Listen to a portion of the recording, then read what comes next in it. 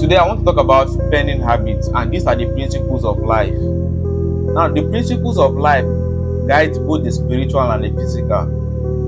The reason why you see so many people that are rich and they are still rich is because they have been able to understand the principles. And one of those principles is spending habits. In those days, I used to think my uncle was stingy. Like he has money then. I always say, oh, this man is stingy, or this one wicked. He does not give out money.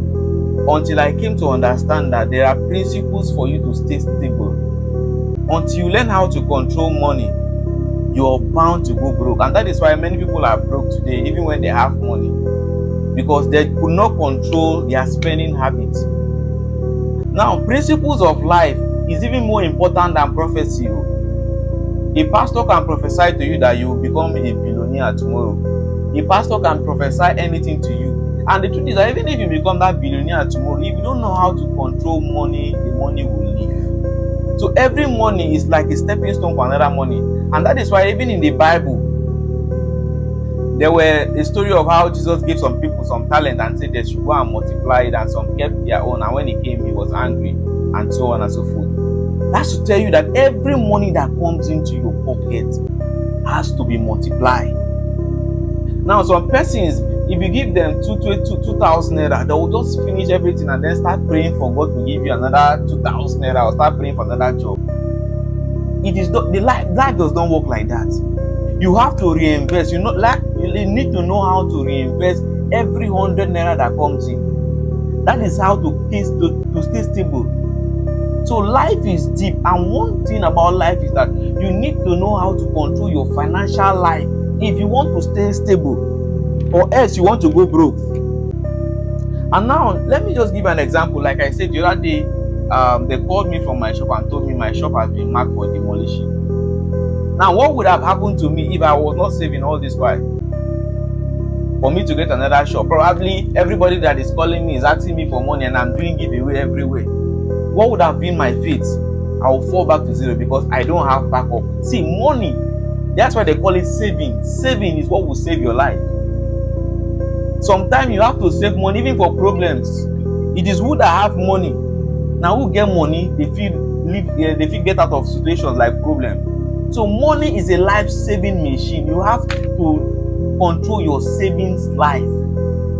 So this video is for those that when once they see 200, they are waiting for 1 million naira for them to begin to save.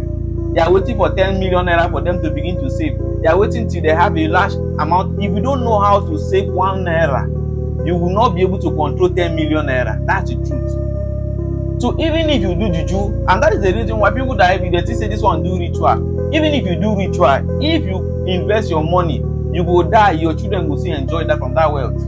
That's the truth.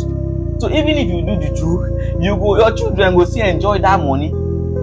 That's one thing about life. So, but if you do juju, you don't know how to control your spend, you will still go broke. And that's the reason why most of these boys, when they don't go do things somewhere, they have gone to do voodoos, and they get this excess money. At the end of the day, you give them like 1 to 3 years, see them going broke again, because they don't know how to control this money. So you must learn how to control your financial life if you want to stay stable. What has kept me over the years, I've been like this for like 5 years. I've been running businesses.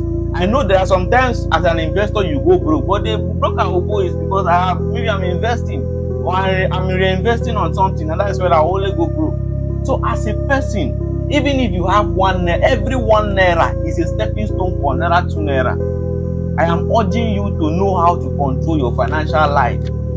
Let me give an example. Let's say you don't have 2,000 naira and there's a job opportunity you have been waiting for, and the place you want to go and get that job opportunity, it is 2,000 naira that will take you there.